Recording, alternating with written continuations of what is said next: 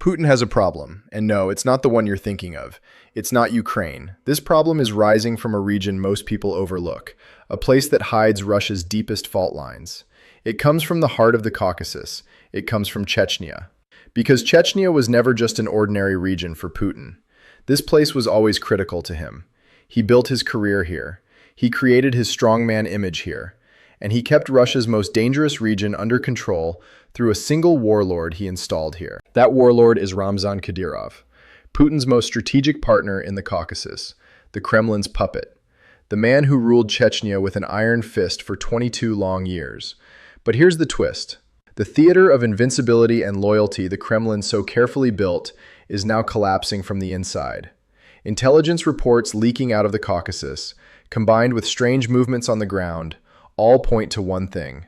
Ramzan Kadyrov is seriously ill. According to many sources, he is fighting a fatal disease. And what confirms these claims? Kadyrov's own actions. Because right now, a very rapid succession plan is unfolding in Chechnya. And if Kadyrov falls, the vacuum he leaves behind won't just shake Chechnya, it could shake all of Russia. But to understand why this vacuum is so dangerous, you have to understand how Kadyrov rose to power in the first place. And the story begins with a father and son drama. Russia fought 2 wars in Chechnya. The first, between 1994 and 1996, ended in a humiliating defeat for Russia. Chechnya effectively became independent, and that failure shattered Boris Yeltsin's authority. But for Putin, who took the prime minister's chair in 1999, Chechnya was not just a threat, it was an opportunity. He launched the Second Chechen War, using uncompromising language against Chechen militants, and he won over Russian public opinion.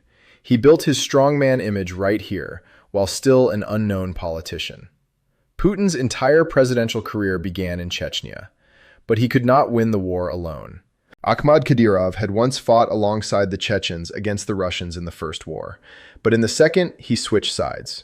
He knew his former comrades, he knew their strategies, he knew exactly whom to persuade and whom to eliminate. With this insider knowledge, he pulled countless Chechen commanders to his side, sidelined his rivals, and won the war for Russia. And in return, the Kadyrov clan was handed extraordinary privileges, near total autonomy in internal affairs, billions of rubles in annual budget support, and personal security guarantees. But in 2004, Akhmat was assassinated, and his son Ramzan was lifted into power with Putin's full backing. Ramzan inherited the system his father built, but he ruled it far more ruthlessly. He crushed rival clans, purged opponents, and built a 22-year reign of terror. Hundreds of thousands of Chechens fled the country to escape his repression, forming a massive diaspora, and Putin turned a blind eye to all of it. Why? Because Kadyrov was the only man keeping Chechnya under control. And in return, Kadyrov gave Putin the Akhmat forces to fight in Ukraine. But this very dependency is now becoming Putin's greatest weakness, because the man he depends on may be dying. Kadyrov is only 49 years old, a relatively young leader, but the claims about his health had been piling up for years, and they reached alarm levels in late 2025 and early 2026. Independent sources point to a pancreatic necrosis diagnosis dating back to 2019, and in late December 2025, the situation turned critical. Kadyrov was rushed to a hospital in Moscow, reportedly receiving dialysis for kidney failure. But here's the most striking detail of all. His family was summoned to gather, and in Chechen culture, the family being called together is no ordinary visit. It is preparation for a farewell. It is the clearest possible sign that a power transition is coming. Now, Kadyrov denies all of it, but a pattern has emerged. He vanishes from public view for weeks. Then he reappears, posting fitness videos on social media. Then he disappears again. And let's be honest, a leader who is truly healthy doesn't need to try this hard to prove it. But Kadyrov isn't just trying to look healthy. He's also preparing his succession. And in a place like Chechnya, where blood feuds rule everything, this is an incredibly risky move. Because naming an heir sends one message to your rivals: I am weakening. Throughout history, leaders in unstable regions avoided naming successors until they were on their deathbeds, for exactly this reason. Announcing an heir means planting the seeds of future conflict. So if Kadyrov is taking this risk now, It tells you everything about how serious the situation really is. The most notable move is the elevation of his sons, and the speed of these promotions is staggering. Kadyrov has 12 biological children, and at least 3 have been pushed onto the political stage. His third son, Adam, is just 18, but already heads the Presidential Security Service. Adam first entered public awareness at 15 with a controversial incident, and his father publicly defended him, awarding him the Hero of the Chechen Republic title, along with 6 medals. His eldest son, Ahmad, is 20 and serves as deputy prime minister, though Novaya Gazeta highlighted his limited charisma and weak speaking ability. But here's the catch. None of the sons meet the 30-year age requirement for the presidency. This legal gap makes a direct dynastic transition impossible. And that's exactly why Kadyrov is placing regent candidates alongside his sons. And these candidates lay bare Chechnya's dark nature. The first is Adam Delimkhanov, the man Kadyrov once called closer than my brother, and named as his preferred successor back in 2009. Delimkhanov is a Duma MP, but his real power lies in his networks outside Chechnya. He controls the Chechen diaspora across the UAE, Turkey, Jordan, and Europe. The second candidate is Magomed Daudov, nicknamed Lord. Daudov was fighting on the separatist side in the Second Chechen War when Kadyrov's men captured him, and he switched sides. Today, he runs Chechnya's internal repression machine, and he was appointed prime minister in 2024. And under the constitution, if Kadyrov dies, authority automatically passes to him. Kadyrov is also building his security network through marriages. Adam Kadyrov married Delimkhanov's granddaughter in the summer of 2025, and Putin personally sent a congratulatory message. But after that strategic marriage, Adam was involved in a high-speed traffic accident in Grozny in January 2026. He was seriously injured and airlifted to Moscow. And behind all these political preparations stands raw military power. Kadyrov's personal Akhmat army is estimated at between 18,000 and 25,000 fighters. This force serves 2 purposes: internal control within Chechnya and a loyalty tool for Putin in Ukraine. But here's where it gets dangerous. According to independent sources, Kadyrov is secretly negotiating family security guarantees with Middle Eastern monarchies behind the Kremlin's back. And this is said to have cooled his relationship with Putin. Think about it. If Kadyrov is simultaneously seeking assurances from the Kremlin, his own clan, and foreign states, it shows just how fragile this picture really is. And the most critical question isn't even about political succession. It's about military control. When Kadyrov dies, who will those 25,000 soldiers obey?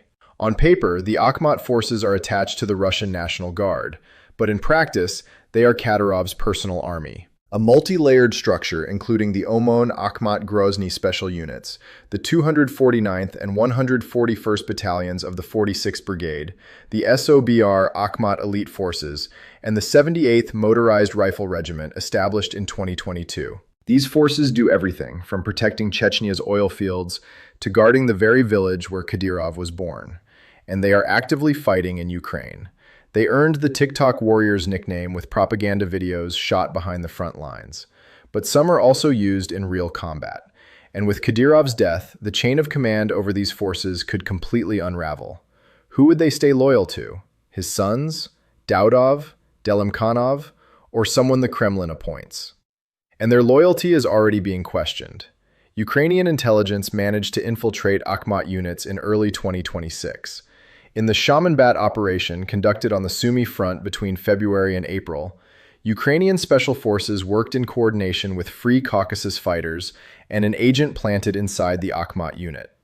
That agent installed a listening device via FPV drone right inside the meeting room, and the Akhmat forces suffered their heaviest casualties since the war began. The Shamanbat commander, Abdul Hakim, even called out to Chechen soldiers, saying, "What did the Ukrainians ever do to you? Come to our side."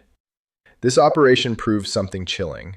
The Akhmat forces can be infiltrated from within, and their loyalty is not absolute. And what happened in Mariupol is even more proof of this loyalty crisis. Akhmat units engaged in direct combat with Russian regular forces during the city's siege. They turned their weapons on the very allies they were supposed to fight beside. And their role in Ukraine isn't just combat. According to some reports, Kadyrov's units were used as barrier troops at the front to stop Russian soldiers who were fleeing or retreating. This role made them deeply unpopular among Russian soldiers too. So Kadyrov's death could detonate these already explosive tensions, and the question of who controls 25,000 soldiers affects not just Chechnya, but the entire Ukrainian front. Now, the Kremlin is preparing for this crisis, but the preparation itself is riddled with problems. According to independent sources, there is no consensus inside the Kremlin about Kadyrov's successor. The FSB backs its own candidate. The presidential administration prefers a different name. And the Kadyrov family is trying to force through its own plan. Kadyrov's death would trigger two processes at once: a power shift at the federal level and a clan war at the republic level. According to Kiev Post's analysis, Kadyrov's absence would weaken Rosgvardia commander Zolotov's camp, while handing the FSB a golden opportunity to finally bring Russia's last autonomous paramilitary enclave under control. And the Kremlin is preparing for exactly this moment. In 2023, it appointed Dmitry Chechen, a man experienced in the North Caucasus, with an operational history against Kadyrov's structures, as the Chechen FSB director. This was no coincidence. The FSB is positioning itself to step in the instant a vacuum appears. But stepping in won't be easy, because Kadyrov has systematically weakened the influence of federal security structures inside Chechnya for years. He refused to let the FSB train his own security forces, bringing in a private trainer who was a former FSB Alpha unit member instead. Moscow transfers roughly $6.5 billion to Chechnya every single year. This money feeds Kadyrov's personal wealth, the Akhmat forces' salaries, and his entire patronage network. Cut the money, and the system collapses. But keep the money flowing, and you finance the new leader's independence.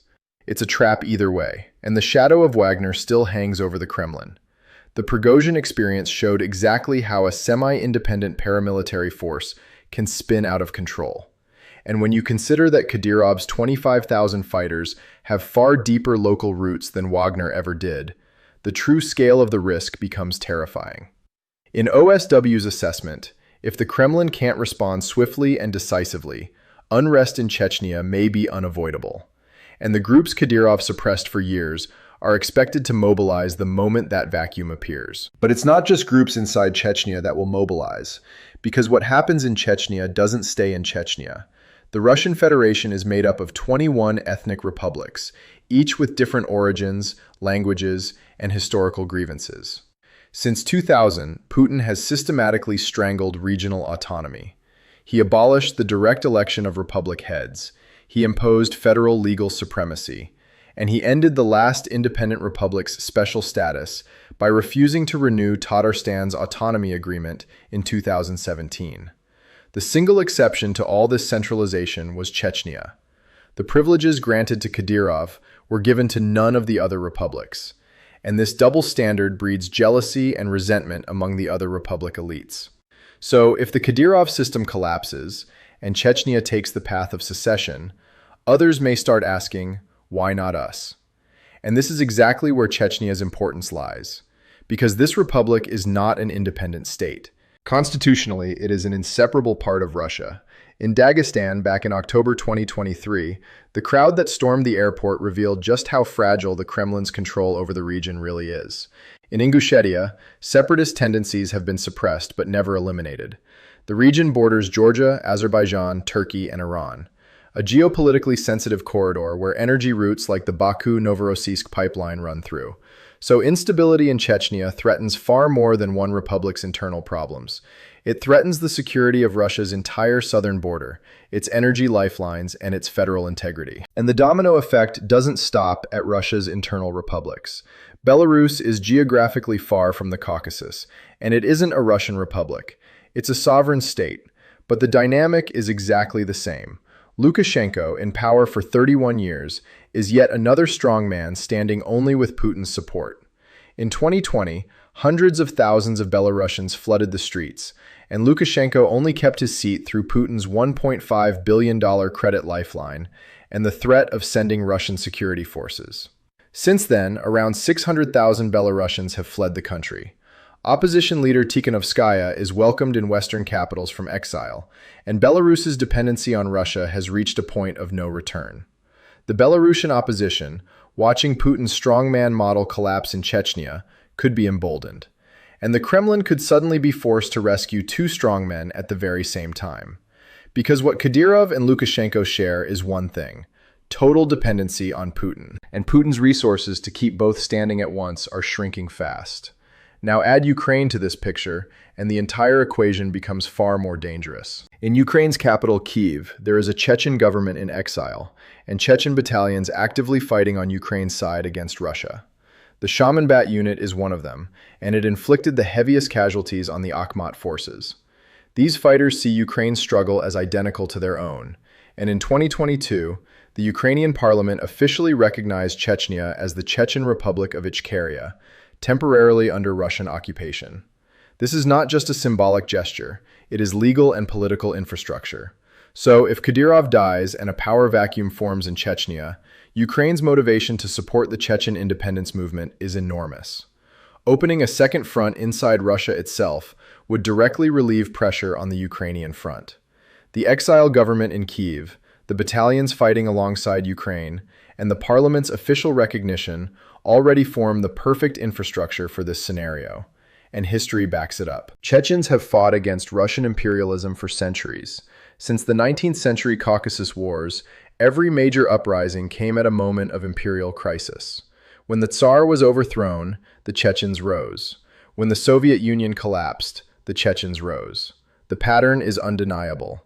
When the empire is strong, they submit, because they know they cannot win.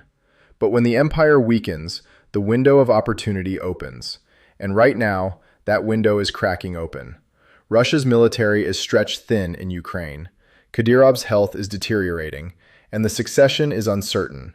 Two crises advancing at the exact same time. And that is no coincidence. They feed each other. But the Kremlin still holds cards. First, the constitutional mechanism. When Daudov was appointed prime minister, he was positioned so that authority automatically passes to him if Kadyrov dies. This provides legal continuity, allowing a transition without a vacuum forming.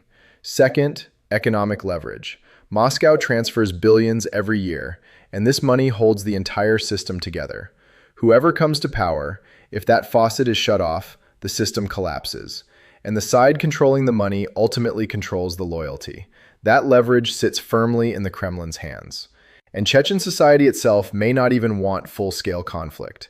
After more than 20 years without war, the appetite for a new one is limited. Instability does not automatically mean secession.